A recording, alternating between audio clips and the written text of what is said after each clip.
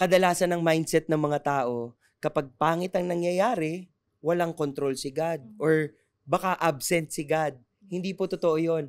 Ang pinakamagandang blessing na kung bakit hinahayaan ni Lord mangyari ito is para makita natin how He is able to turn things around.